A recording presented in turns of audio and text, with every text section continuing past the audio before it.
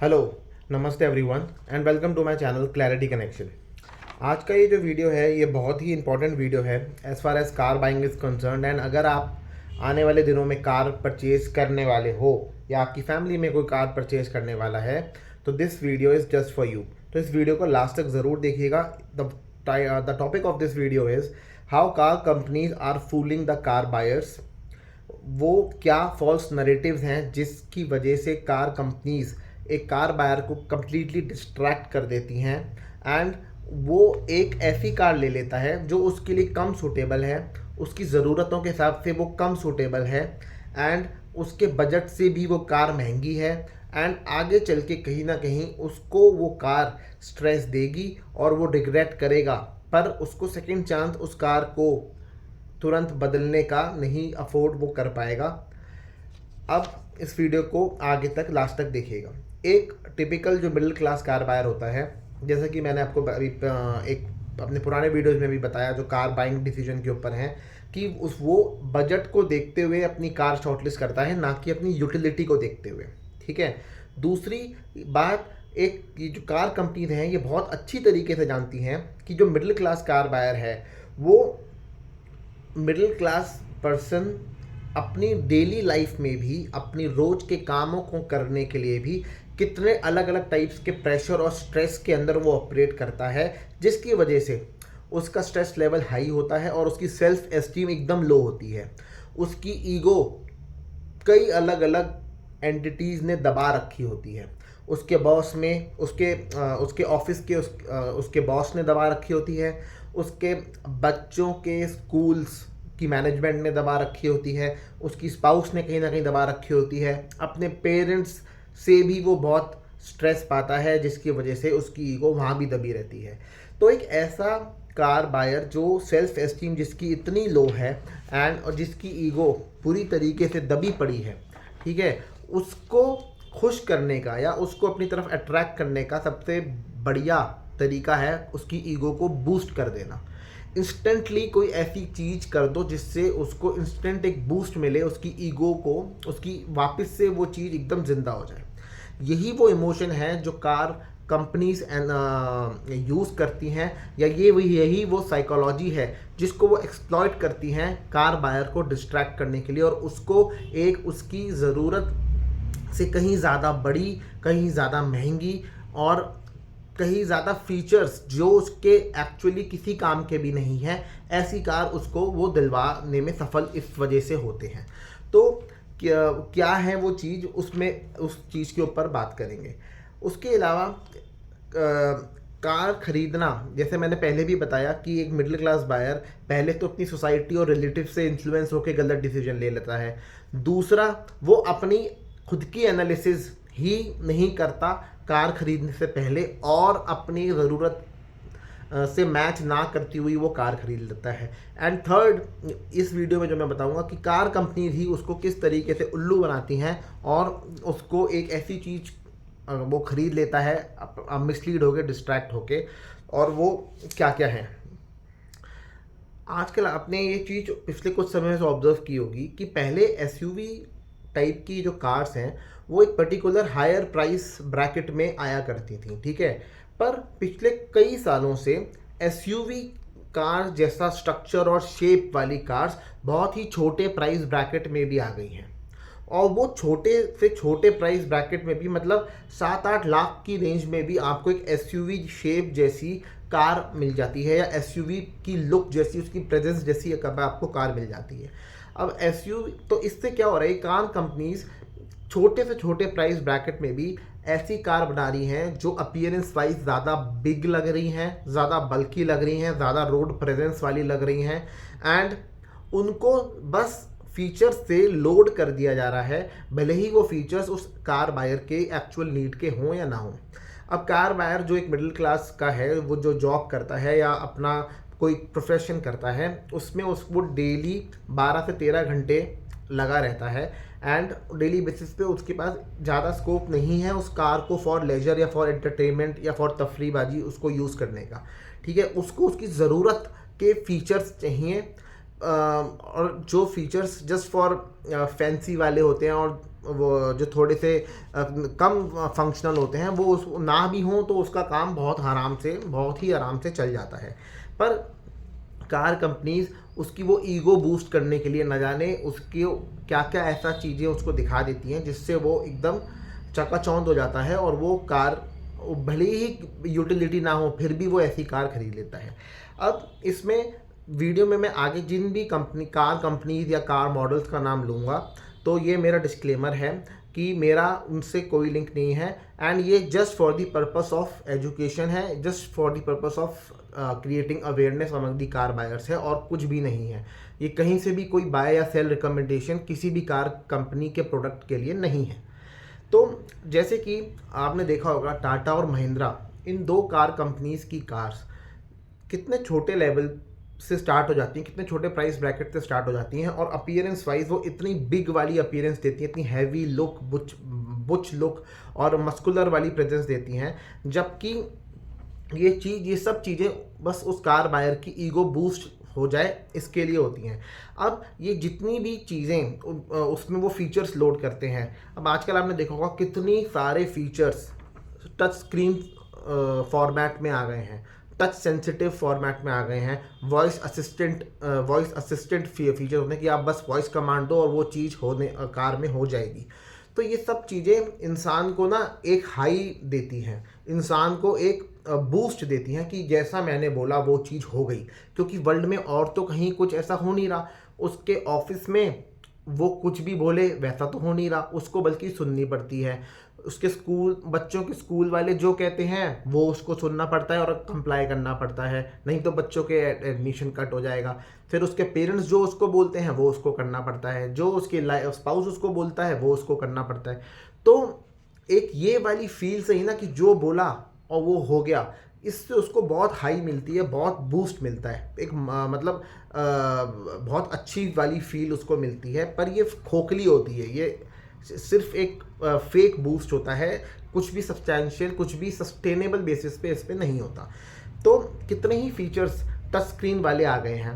Touch sensitive आ गए हैं electronic, कितने सारे इलेक्ट्रॉनिक फीचर्स और इलेक्ट्रॉनिक सेंसर्स वाले कमांड्स आ गई हैं। ये सब चीज़ें अल्टीमेटली जितना ज़्यादा टेक्नोलॉजी इलेक्ट्रॉनिक यूज़ होगा ना कार में, उतनी ही ज़्यादा चांसेस बढ़ जाएंगे उनके ख़राब होने के,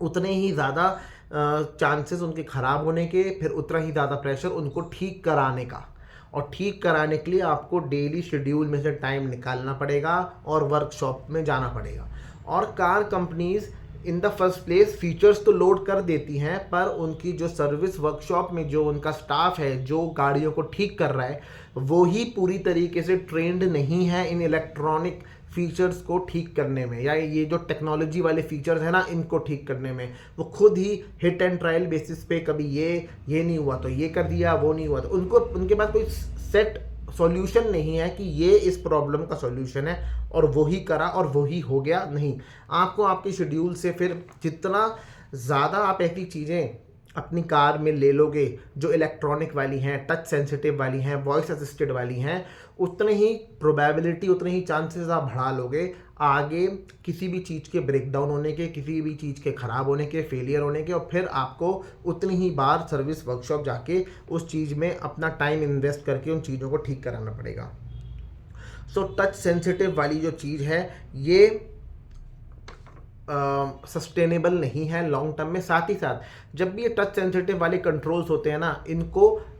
यूज़ करने के लिए आपकी अटेंशन डाइवर्ट हो जाती है। कहाँ आप स्टीयरिंग पकड़ के गाड़ी चला रहे हो, कोई चीज़ टच सेंसिटिव है, वो कंट्रोल आपको करना है, तो आपकी फिंगर से एग्जैक्टली उसी पॉइंट पे वो चीज़ टच हो जहाँ पे से वो कंट्रोल एक्टिवेट होगा, वो एक्यूरेटली उतने ही प्रेशर से दबे। इसके लिए आपको अटेंशन कंप्लीटली हटा के उस कंट्रोल पे लगानी पड़ती है, और ये गाड़ी चलाते टाइम हार्मफुल या मतलब क्रिटिकल भी साबित हो सकता है। सो एक बार में वो टच कभी ठीक से होता नहीं, वो टच सेंसिटिव कंट्रोल एक बार में कभी वो टच से एक्टिवेट होता नहीं। सेकेंडली एक्यूरेटली वो दबता नहीं, जितने प्रेशर से उसे दबाना चाहिए वो दबता नहीं, और अटेंशन डाइवर्ट जो ड्राइवर है उसकी हो जाती है। इससे बहुत बेहतर होता अगर फिज़िकल बटन्स यूज़ होते, और या तो वो प्रेस करने से वो एक्टिवेट होता, या ऊपर करने से एक्टिवेट होता, या नीचे करने से एक्टिवेट होता, तो वो एक बार में हो जाता। एग्जैक्टली वही आउटपुट आपको मिलता जो उस कंट्रोल का मीनिंग है, और अटेंशन भी आपकी डाइवर्ट नहीं होती कार ड्राइविंग पे से। दूसरा, ये जो कंपनीज हैं बेसिकली दूसरा पॉइंट कि कार ब्रांड्स जो जापानीज़ है ना, जापानीज़ कार ब्रांड्स मारुति,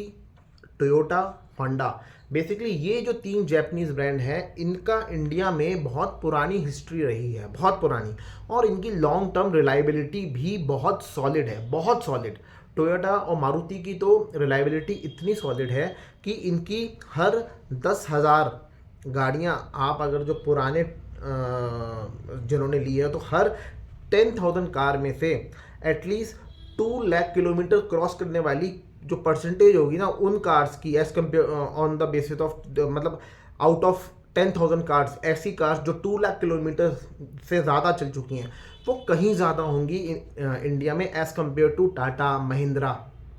इन टाइप की कंपनीज की, या स्कोडा, इन टाइप की कंपनीज में। तो इनकी जो रिलायबिलिटी है ये बहुत हाई है, जिसकी वजह से लॉन्ग टर्म में कंप्लीट पीस ऑफ माइंड रहता है, स्ट्रेस नहीं आता। तो जापानीज़ इंजन बहुत ही रिलायबल हैं अपनी फंक्शनिंग में। दूसरी,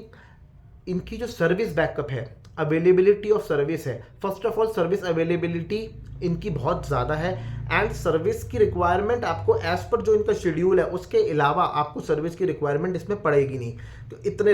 रिलायबली ये फंक्शन करते हैं। तो ये एक्सेलेंट है as far as long term reliability is concern, और वो ही एक मिडिल क्लास बायर को चाहिए। मिडिल क्लास बायर को बार बार अपने शेड्यूल से बार बार वर्कशॉप नहीं जाना है, उसने एक बार सर्विस कराई और वो अगले 10,000 किलोमीटर के लिए निश्चिंत होना चाहता है, प्रॉब्लम में नहीं फंसना चाहता। जो ये जो टाटा एंड महिंद्रा की कार्स हैं, जो बहुत ही टेक सेवी नज़र आती हैं, बहुत ही स्टाइलिश नज़र आती हैं, बोल्ड नज़र आती हैं, बिग नज़र आती हैं, इनकी जो लॉन्ग टर्म रिलायबिलिटी है ना, ये बहुत डाउटफुल है। टाटा महिंद्रा की आप 10,000 कार पकड़ लो, उसमें से कितनी ऐसी गाड़ियां हैं जो 2 लाख किलोमीटर से ऊपर आपको मिलेंगी? बहुत ही कम मिलेंगी as compare to Maruti, Honda and Toyota. Maruti, Honda and Toyota, India में मारुति और टोयोटा की हिस्ट्री देखें तो 15 से 20 साल से ये पैसेंजर व्हीकल्स में इनकी, इससे भी ज़्यादा पीरियड से इनकी पैसेंजर व्हीकल की हिस्ट्री रही है, एंड कितनी ही गाड़ियाँ इनकी लॉन्ग टर्म चली हैं। मतलब हमारी जनरेशन ने ही जो 1980s में जो मारुति लॉन्च हुई थी, उसको पिछले मतलब 7-8 साल पहले तक उस वाली जनरेशन की मारुति को चलते हुए देखा है रोड्स पे। तो जापानीज़ टेक्नोलॉजी और इन 3 ब्रांड्स की जो स्ट्रेंथ है उसको डिनाई नहीं किया जा सकता। Tata and Mahindra on the other hand are emerging Indian brands, पर जहाँ तक लॉन्ग टर्म रायबिलिटी है, जहाँ जो एक मिडिल क्लास कार बायर की ज़रूरत है, उसमें ये कहीं ना कहीं शॉर्टफॉल इनकी है, and quality of their solutions वो भी हिट एंड ट्रायल बेसिस पे ही है, पूरी तरीके से नहीं है। तो टाटा एंड महिंद्रा के रिलायबिलिटी इश्यूज़ हैं, स्कोडा, फॉक्सवैगन, ये सब जितनी भी कंपनीज हो गई, इनके रिलायबिलिटी इशू हैं, and middle class car buyer को ये नहीं चाहिए। तो ये वही सब मार्केटिंग नैरेटिव हैं जो ये कंपनीज फॉलो करती हैं, एंड कार बायर्स इनकी कार्स खरीद लेते हैं। इंडियन कंडीशंस में, इंडियन सिटी कंडीशंस में कार बायर्स को एक रिफाइंड कार चाहिए, एक रिलायबल कार चाहिए, जिसकी वजह से उसको बार बार वहाँ ना जाना पड़े। जो पर्सन टाटा या महिंद्रा की एसयूवी खरीद रहा है, ठीक है, क्योंकि ये ज़्यादातर उसी प्लेटफॉर्म की गाड़ियाँ बनाते हैं, तो उसको ज़्यादा वैल्यू फॉर मनी ऑप्शन वो लगता है और वो इस वजह से वो ले लेता है। पर वो वैल्यू फॉर मनी है, बट उसके लिए जो आप अपना पीस, अपना टाइम, अपनी वो अपॉर्चुनिटी कॉस्ट सेक्रीफाइस कर रहे हो, उसको भी तो कंसिडर आपको करना पड़ेगा, क्योंकि उसकी फ्रीक्वेंसी बहुत ज़्यादा होगी, बहुत ज़्यादा। जब आप अपना डेली वर्क छोड़ के सर्विस शॉप जाओगे तो अपना टाइम, एफर्ट, अपॉर्चुनिटी कॉस्ट हर बार, हर विजिट में वो खर्च करोगे, ना कि वो सिर्फ एक बार। तो टाटा महिंद्रा की कार आपको वैल्यू फॉर मनी दे देंगे, पर लॉन्ग टर्म में आपको वो इतना ही अनरिलायबल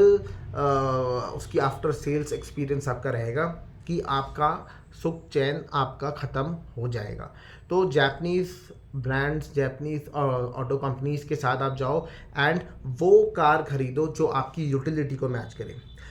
ये टाटा महिंद्रा या ये दूसरी जो जितनी भी कार कंपनीज हैं, कि क्यों नहीं एक ऐसी प्रोडक्ट बनाने पे फोकस करते हैं, जो कॉम्पैक्ट हो, easy to drive in the city हो, सेफ़र हो, ठीक है, फ्यूल एफिशिएंट हो और रिलायबल हो। ये वो सब चीज़ें हैं जो एक मिडिल क्लास कार बायर को चाहिए। कार का बल्की होना, कार का बिग होना, अननेसेसरी फीचर्स से लोडेड होना, ये सिर्फ उसकी ईगो बूस्ट करता है, वो भी बहुत शॉर्ट टर्म के लिए बूस्ट होगी। 6 महीने 8 महीने बाद जब उस सब फीचर्स का भूत उतर जाएगा ना, और जब उसको एक्चुअली उन कार्स के संग जीना पड़ेगा, और जीते जी जब वो उन सब चीज़ों को सहन करेगा और जब उसको झेलेगा उन सब प्रॉब्लम्स को, तब उसको वो रिलायबिलिटी इश्यूज तब नज़र आएंगे। तो ये कुछ वो नैरेटिव्स हैं जो जिससे कार कंपनी आपको मिसलीड कर देती हैं, आपको डिस्ट्रैक्ट करके आपको आपकी ज़रूरत से मैच ना करती हुई ही कार परचेज करवा देती हैं। तो इनसे आपको बचना है, इन नैरेटिव से आपको बचना है। इस वीडियो में जो भी इन्फॉर्मेशन मैंने दी, अगर आपको बेनिफिशियल लगी हो तो प्लीज़ इस वीडियो के कमेंट बॉक्स में अपना कमेंट ज़रूर देना, चैनल को सब्सक्राइब करना एंड वीडियो को लाइक एंड शेयर ज़रूर करना। Thank you so much.